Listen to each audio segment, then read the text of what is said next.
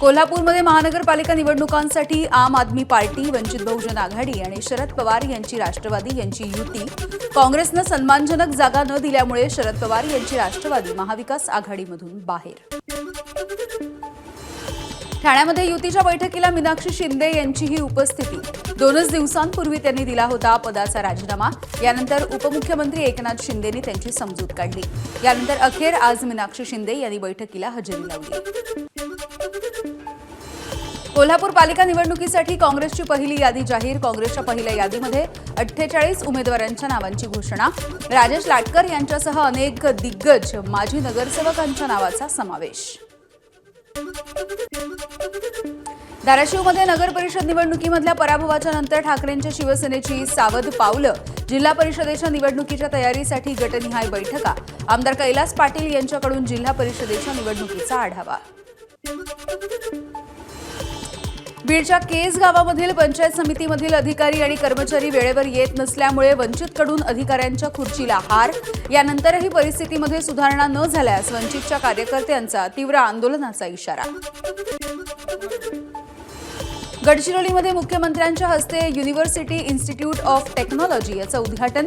आदिवासी बहुल भागामध्ये तांत्रिक शिक्षण बळकट करण्यासाठी महत्त्वाचं पाऊल.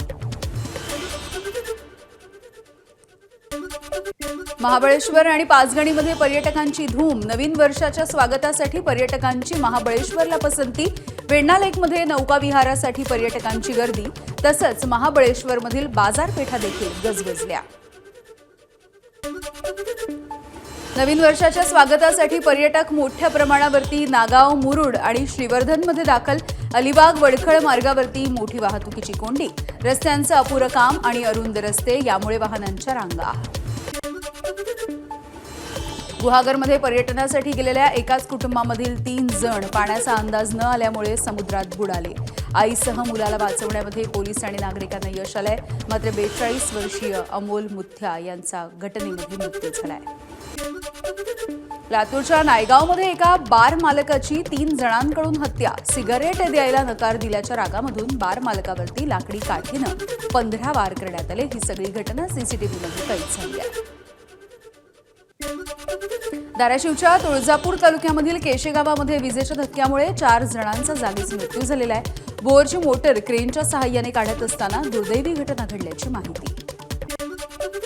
हैदराबाद सिनेमागृहाबाहेरील चेंगराचेंगरीच्या प्रकरणामध्ये अभिनेता आलू अर्जुनसह 23 आरोपींच्या विरोधामध्ये आरोपपत्र दाखल. मागील वर्षी पुष्पा 2 या सिनेमाच्या प्रीमियरच्या दरम्यान झालेल्या चेंगराचेंगरीमध्ये एका महिलेचा मृत्यू झाला होता. एबीपी माझा, उघडा डोळे बघा नीट.